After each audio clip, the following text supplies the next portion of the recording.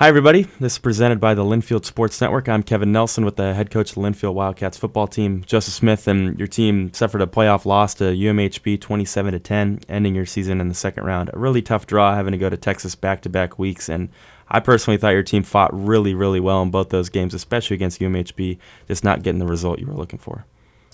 Well, thank you. I couldn't be prouder of how the guys did compete. I thought they prepared really well and really hard, both weeks.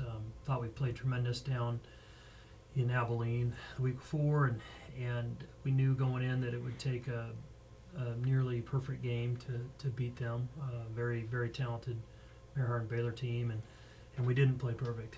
Is the sad part. I thought our guys competed really hard, but we just had a few too many drop balls, a few too many penalties, kind of one broken coverage, and at the end of the day, that's the difference in the game.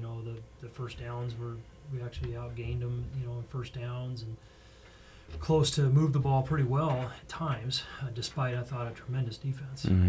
Tremendous defense, one of the best we've ever seen, and we just couldn't score the points when we needed to. Right, total yards, and by the numbers statistically, things were pretty even, just not the score. It seemed like UMHB, whenever they needed a big third down conversion or a big play, they'd hit, and your guys just couldn't make the big chunk plays down the field, and those really swayed the outcome. It did. The efficiency of their offense, I thought, was tremendous. I really was impressed with how our defense played, and very, very proud of them. The long passes that they were able to pinpoint, throw, and complete.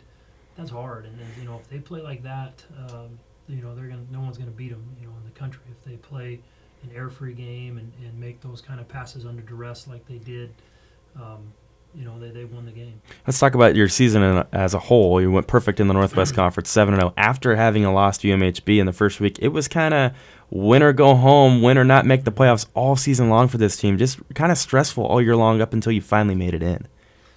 I would agree with that.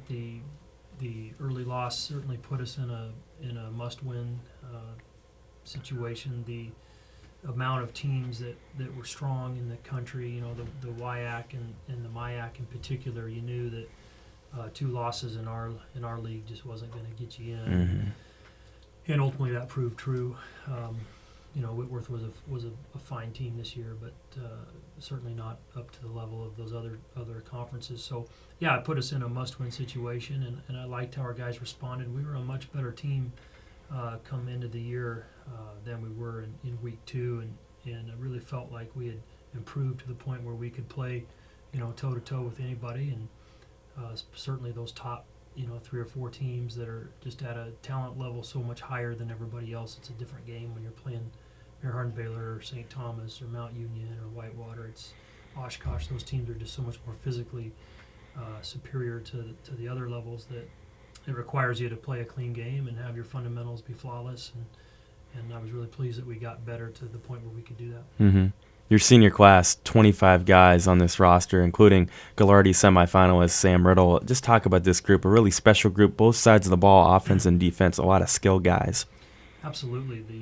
The receivers and DBs, jump out at you, along with Spencer and Sam and Brian Castle, the receiving core, running back core, quarterback, and defensive backfield. We lose a lot there, and tremendous, not only tremendous talent, but tremendous experience. So many of those guys were starting as sophomores, and so many 3-year starters in that group that really made us quite a team, and that really was a strength of our team this year, just in terms of their experience factor, being able to make plays on the ball.